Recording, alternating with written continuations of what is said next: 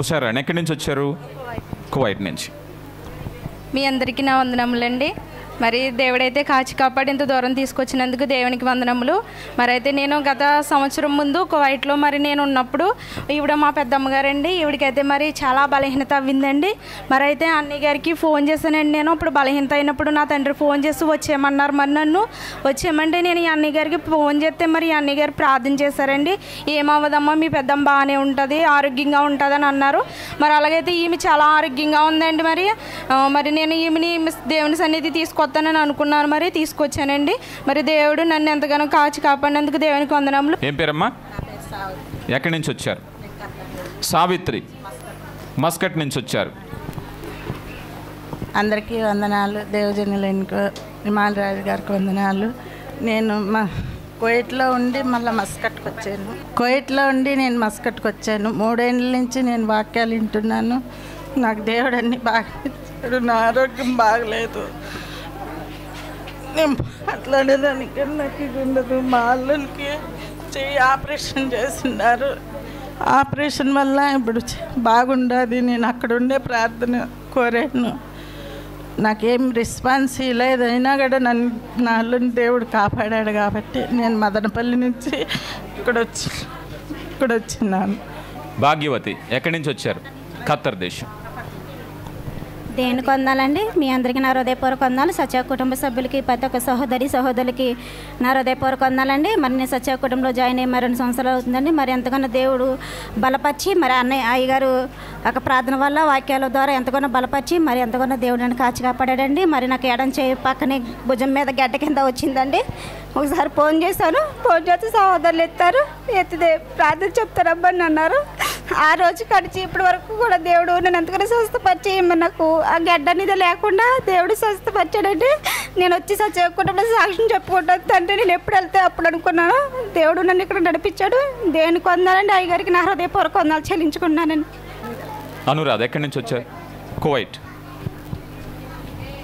నా పేరు అనురాధ అండి. ముందుగా దేవునికి వందనాలు, అయ్యగారికి కూడా వందనాలు.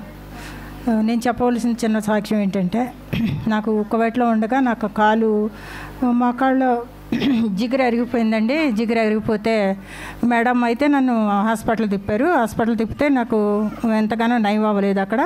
సరే నేను అయ్యగారికి నేను చెప్పాను, నా కొరకు ప్రార్థన చేయమని. అయ్యగారు ప్రార్థన చేశారు. నేను క్షేమంగా ఇక్కడికి వచ్చానండి. ఇప్పుడు బాగు చేయించుకున్నాను. రేపు 28వ తారీఖు నేను వెళ్ళాలనుకుంటున్నాను. అదే కాకుండా నాకు బిడ్డలు లేరని, మా అబ్బాయిలు ఇద్దరికీ కూడా పెళ్ళయి చానాళ్ళు అయింది. పిల్లలు లేరనేసి అయ్యగారికి నేను చెప్పాను. కోడల్ని కొడుకుని కూడా ఇద్దరిని పంపించాను. అయ్యగారు ప్రార్థన చేశారు.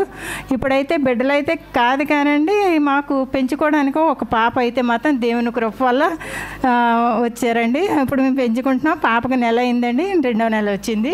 దేవునికి వందనాలు, అయ్యగారికి కూడా వందనాలండి. అంత శారమ్ ఎక్కడి నుంచి వచ్చారు? బెహ్రన్ దేశ్.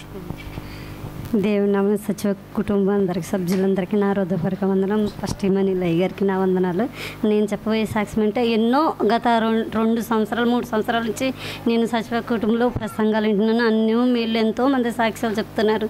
చాలా నా సహోదరాలు పంపుతుంది సాక్ష్యాలు, మేము వింటున్నాము. కానీ నాకు ఒక రోజునైతే కరెంటు షాకు బాగా కాలిటట్టుగా పండుకుండిపోయాను. బాగా జ్వరం వచ్చింది, నిద్ర. అలాంటి సమయంలో దేవుడు నాకు ఎన్నో మేళ్ళు, ఎంతో స్వస్థపరిచి చేశాడు. ఇందిరా ప్రియదర్శిని ఎక్కడి నుంచి వచ్చారమ్మా? దుబాయ్ నుంచి. దేవునికి వందనాలండి. కూడి వచ్చిన అందరికీ అయ్యగారికి వందనాలండి. నా పేరు ఇందిరా ప్రియదర్శిని. నేను 1 సంవత్సరం నుంచి ఇండియా రావాలనేసి పని ఒత్తిడి వల్ల మేడమ్స్ బాబా చాలా వేధించారు. సచివాగ కుటుంబానికి ఇండియా వచ్చారని నేను ప్రార్థన విన్నపం చేయగా అయ్యగారు ప్రార్థన విని నన్ను త్వరగా ఇంటికి పంపించారు. నేను సౌదీలో పనిచేశానండి. పనిచేసేటప్పుడు మా కోళ్ళ గారు కూడా, మా పెద్ద కోళ్ళ కూడా సౌదీ దేశానికి వచ్చిందండి. ఆవిడ అక్కడ పనిచేసేదండి. పనిచేసేటప్పుడు ఆ అమ్మాయికి మరి బ్లీడింగ్ ఎక్కువ జరిగిపోతుందని ఆవిడ ఫోన్ చేసి నా దగ్గర ఏడ్చిందండి. ఏడ్చేటప్పుడు నేను మరి అయ్యగారు వాక్యాలు నాకు ప్రతిరోజు వచ్చేయండి అక్కడ వాట్సాప్లోను. మరి అక్కడ ఉన్నవాడు అందరం కూడా ప్రార్థనలో ఉండేవాళ్ళు. మరి కాబట్టి నేను సత్యవాక్ కుటుంబానికి పాస్టర్ గారికి నేను ఫోన్ చేసి ప్రార్థన చేస్తాను, నువ్వు కంగారు పడకానండి, ఆ అమ్మాయి నేను వెళ్ళిపోతాను, నాకు టికెట్ తీసేయమని చెప్పాను. ఎంతో భయపడ్డదండి. ఇలాగ ఆవిడకి చాలా ఎక్కువగా బ్లీడింగ్ జరిగేదండి. జరిగేటప్పుడు ఆవిడ ఎంతో వేదంతో ఏడితే నేను వెళ్ళిపోతాను, నేను ఉండను, మాకు ఇంటికాడ ఎవరికో 2-3 అలాగైతే క్యాన్సర్ వచ్చిందంట, చనిపోయిందంట అని అన్నారండి. వెంటనే నేను సత్యవాకు కుటుంబానికి నేను మెసేజ్ పెట్టి ఫోన్లో మాట్లాడానండి. మాట్లాడేటప్పటికి నాకు వెంటనే సిస్టర్ గారు అక్కడ ఉండి నాకు వెంటనే రిప్లై ఇచ్చారండి. అమ్మ నువ్వు కంగారు పడకో, నేను అయ్యగారి చేత నేను ప్రార్థన చేపిస్తానని ఆవిడ చెప్పిందండి. ఆవిడ ఆప్యాయతగా ప్రార్థన చేస్తే ఆ అమ్మాయికి సాయంత్రానికి వెంటనే రిలీఫ్ ఇచ్చి ఆవిడ వెంటనే నాకు ఫోన్ చేసి నాకు బాగానే ఉంది, నేను వెళ్ళనని చెప్పిందండి. అది కాకుండా నేను 2 సంవత్సరాలు అక్కడ పనిచేశానండి. నేను వేరే వాళ్ళిద్దరిని 3 వీజాలు ఇచ్చి రప్పించానండి. అక్కడికి రప్పితే 4వ ఆవిడ కూడా వచ్చిందండి, ముసలావిడ. ఆవిడ పడిపోయిందండి. పడిపోతే నడుమిరిగిపోయింది 2 నెలల్లో నడుమిరిగిపోతే వాళ్ళు నన్ను ఏమన్నారంటే అండి, నువ్వు డబ్బులు కట్టేసి వెళ్ళన్నారండి. 7 నెలల డబ్బులు 2,50,000 వాళ్ళు ఉంచేసుకున్నారండి. ఉంచుకుంటే నేను అయ్యగారికి వెంటనే నేను ప్రార్థన చేయమని కోరానండి. అయ్యగారు నా గురించి ఎంతో ఆసక్తితో సంఘ విశ్వాసులు అందరూ కూడా, కుటుంబ సభ్యులందరూ కూడా మరి ప్రార్థన చేశారండి. నాకు వచ్చేటప్పుడు ఆవిడ నువ్వు డబ్బులు ఇస్తేనే కానీ వెళ్ళనేమని అందండి. నేను ప్రార్థనలో పెడతాం కానీ ఆవిడ మనసు కరిగి నాకు కొద్దిపాటి డబ్బులు ఇచ్చిందండి, మొత్తం ఇవ్వకపోయినా కానీ. అంతా మరి దేవుని కృప అండి. మీ అందరికీ నా వందనాలండి. నేను బహ్రెయిన్లో ఉన్నాను. మా అబ్బాయి నేను. మా అబ్బాయికి డ్రైవింగ్ లైసెన్స్ వచ్చిందండి. వచ్చిన 6 నెలలకు మా అబ్బాయికి యాక్సిడెంట్ జరిగిందండి. నేను 2 సంవత్సరాల నుంచి దేవుడు సన్నిధిలో దేవుడు వాక్యం వింటానండి. దాని గురించి నాకు దేవుడు అంటే చాలా విశ్వాసం అండి. ప్రార్థన కూడా చేసుకుంటాను. మా లాల్ బేబీ ఎక్కడి నుంచి వచ్చారు? మస్కట్. సంఘం పెద్దలందరికీ వందనాలు. ఏమలన్నీ గారికి వందనాలు. నేను ఎప్పుడు వెళ్ళలేదు ఎక్కడికని. అమ్మమ్మని నా భర్తని నా బిడ్డలని ఎప్పుడు నేను ఎక్కడికి వదిలిపెట్టి ఎక్కడికి వెళ్ళలేదండి. నా పరిస్థితి బాగోక నేను అంత దూరం వెళ్ళానండి. మా అల్లెమ్మ అక్క మెసేజ్లు పంపించిందండి. ఏమలన్నీ గారి వాక్షాలు ప్రార్థనలు పంపించిందండి. అవి ఆలకించుకుంటా అన్నయ్య గారికి ఫోన్ చేసి, అన్నయ్య గారికి నాకు కొంచెం ధైర్యం ఇవ్వాలని ప్రభుని వేడుకొని అంటే, నువ్వు కంగారు పడకమ్మా, నీకు ధైర్యం ఉంటుందమ్మా, 2 సంవత్సరాలు శుభ్రంగా చేసుకుని నీ బిడ్డల దగ్గర నీ భర్తకి సంతోషంగా వస్తావమ్మా అన్నారు. అలాగే సంతోషంగా వచ్చానండి. నుంచి వచ్చారు. అయ్యగారికి నా వందనాలు. దేవుని నామానికి వందనాలు. అయ్యగారికి నా వందనాలండి. మరి నేనైతే మాది పేరుపాలెం అండి. నేను ఖత్తర్ నుంచి వచ్చానండి. మరి గత 3 నెలల క్రిందట మరి మా అత్తగారు అయితే చాలా బలహీనరాలు అయిందండి. మరి ఆ బిడ్డని 2 రోజులు అయితే ఐసీలో పెట్టారండి. మరి నాకైతే ధైర్యం సరిపోలేదు. మరి మా అక్క ఇచ్చిందండి అయ్యగారి నెంబరు. మా అక్క కూడా ఖత్తర్లోనే ఉన్నారండి.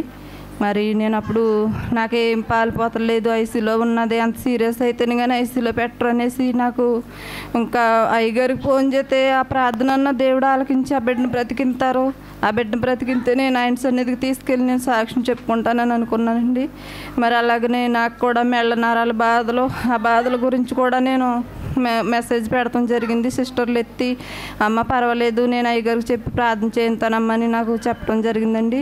మరి మా అత్తయ్య గారి కోసం నా కోసం కూడా బిడ్డలు ఎంతగానో ప్రార్థన చేశారు. మరి దేవుని కృప వల్ల మరి ఆ బిడ్డ క్షేమంగా ఉన్నారంటే తీసుకొచ్చాను. రమా ఎక్కడి నుంచి వచ్చారు? మస్కట్ దేశం. నా పేరు రమా, మస్కట్ దేశం నుంచి వచ్చాను. దేవుడు నా బిడ్డ జీవితంలో చాలా గొప్ప కార్యం చేశాడు. ఇక్కడ నేను మస్కట్లో పనిచేస్తుండగా నా బిడ్డ లోకం వైపు చూసింది. అయ్యగారికి ప్రార్థన అవసరత కోరితే నేను ఈ సచివాకు కుటుంబంలో చేరాక 5 నెలల కానించి శ్రమల్లోనే చాలా ఇబ్బందుల్లో నేను ఉన్నాను.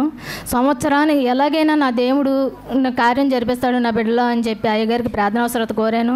ఆయన ఒకే మాట అన్నాడు, నీ బిడ్డ బహుగా దీవించి స్థిరపరుస్తుందన్నారు. నేను ప్రతి బాధలో కూడా ఆ మాటని తలుచుకొని నమ్మకంతో దేవుని వైపు చూశాను. సంవత్సరానికి నా బిడ్డను స్థిరపరిచాడు. ఆవిడికి మళ్ళీ ఒక 12 బిడ్డని దయచేశాడు. ఆ దేవుడికి స్తోత్రములు. అలాగే నా తల్లి లేవలేని స్థితుల్లో 3 నెలలు బాధపడింది చాలా వేదనతో. 2 మనుషులు లేవనెత్తాలి, ఊపిరి కూడా పీల్చదు, మాట కూడా లేదు, అనే స్థితిలోనే ఉంది. అలాగే దేవుడి గురించి చెప్పా, 3 నెలలు చెప్పాను, అయినా ఏం లేదు. ఆఖరికి దేవుడే మారుస్తారని చెప్పి నేను దేవుడినే అడిగాను. ఈ రోజున ఆ తల్లి ఆ సన్నిధికి వెళ్తుంది, దేవుడి సన్నిధికి. ఈ సన్నిధికి రప్పించాలని ఆశతో ఉన్నాను కానీ ఆవిడకి కొన్ని పరిస్థితుల మూలంగా రాలేకపోయింది. మరొకసారి ఈ సన్నిధికి తీసుకువస్తాను, ఇక్కడే సాక్ష్యం చెప్పాలని ఆశతో, ఇంకెక్కడ చెప్పకుండా ఇక్కడే సత్యవాకు కుటుంబంలోనే చెప్పాలని ఆశతో ఉన్నా నేను. ఈ కొద్ది సాక్ష్యం దేవుడు దీవించుగాక. ఆమె దేవునికి స్తోత్రం. రండి తల్లి. ఏం పేరమ్మా? వెంకటలక్ష్మి. ఎక్కడి నుంచి వచ్చారు? కువైట్ దేశం. నాగశ్యామలే అన్న అమ్మాయి మా అమ్మాయి అండి. ఇదివరకు ఇలాగ చుట్టారం కుదిరిందండి. కుదిరితే హిందూ పెళ్ళి చెయ్యాలని ముహూర్తాలు పెట్టారండి. ముహూర్తాలు పెట్టిన తర్వాత పాపకు చాలా నీరసం చేసిందండి. పాపేమో క్రైస్తవ పెళ్ళి కావాలంది, బాబేమో హిందూ పెళ్ళి అన్నారు. అలాగే ముహూర్తాలు పెట్టిన తర్వాత అండి ఈవేళ పెళ్లి పనులని మొదలుపెట్టారు. మొదలుపెట్టిన తర్వాత పాపకి చాలా నీరసం చేసిందండి. నేను కోయిట్లోనే ఉన్నాను. కోయిట్లో ఉంటే ఎన్ని హాస్పిటల్ తిప్పినా ఎవరో జాయిన్ చేసుకోలేదు. రాజమండ్రి తిప్పారు, కాకినాడలో జాయిన్ చేసుకున్నారండి. జాయిన్ చేసుకుంటే నువ్వు వచ్చేయి నీ పాపను చూసుకో అన్నారు. నేను రాను, ఇక్కడే ఉంటాను, డబ్బు పంపుతాను, నా బిడ్డను బతికించమన్నాను. కాదు, ఇవాళ ఏదన్నా జరిగితే డాక్టర్ గారు నమ్మకం చెప్పట్లేదు అన్నారు. సరే మా అబ్బాయి అన్నారండి, వచ్చేయమ్మా నిన్ను చూడాలి, చెల్లి నువ్వు చూడాలి, ఉన్నాయి అమ్మేసుకుని చెల్లి బతికించుకుందాము వచ్చేయి అంటే సరే అని అప్పుడు బాబాకి చెప్తుంటే ఇక్కడ తీసేశారు. వచ్చేసానండి. వచ్చేస్తే పాప పరిస్థితి ఏమీ బాగాలేదండి. పాప బతుకుతుందని అనుకోలేదు, కానీ దేవుడు చేసండి. దేవుడు నాకు అప్పచెప్పారు. ఇప్పుడే 3 సంవత్సరాలు అవుతుందండి. దేవుడు పెళ్ళి అయితే నేను చేసుకుంటాను, హిందూ పెళ్ళి నేను చేసుకోను అన్నదండి. సరే అయితేనని నేను ఇంక చెయ్యనని చెప్పేశానండి బాబుకి.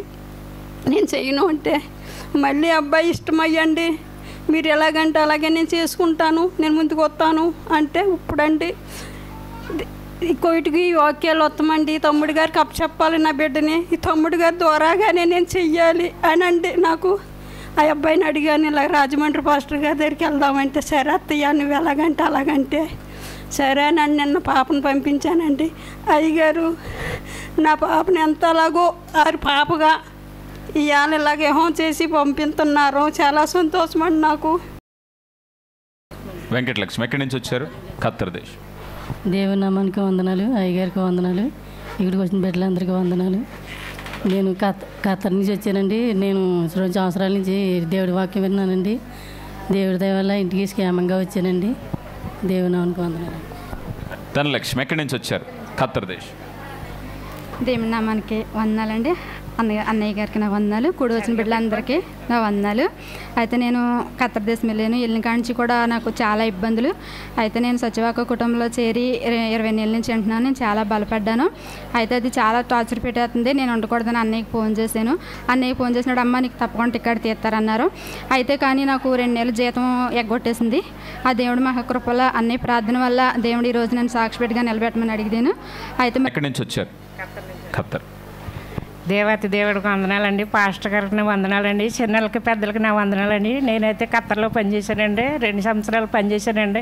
నేను ఎంతో దేవుళ్ళు నడిచానండి. దేవుడు ఎంతో నాకు మేలు చేశాడండి. అందుకు గురించి నేను సాక్ష్యం చెప్పాలనుకున్నానండి. చిన్న సాక్ష్యం దేవుడు దీవించిన గాక. రాజేశ్వరి ఖత్తర్ నుంచి. అయ్యగారికి వందనాలు, దేవుడికి వందనాలు. నేను ఖత్తర్ దేశంలో చాలా కష్టాలు పడ్డాను. దేవుడు సంవత్సరం బట్టి దేవుడు వాక్యాలంట చాలా బాగుపడ్డాను. దేవుడికే వందనం. సచివ కుటుంబానికి అందరికీ వందనాలండి. సంగతి బిడ్డలకి అందరికీ వందనాలండి. అయ్యగారికి కృష్ణకి వందనాలండి. నాకైతే చాలా తలనొప్పి వచ్చేసిందండి. అప్పుడప్పుడు పడిపోతూ ఉండేదానండి. అయ్యగారికి ఏడుతా ఫోన్ చేసి చెప్పేదానండి. పర్వాలేదమ్మా ధైర్యంగా ఉండన్నారు.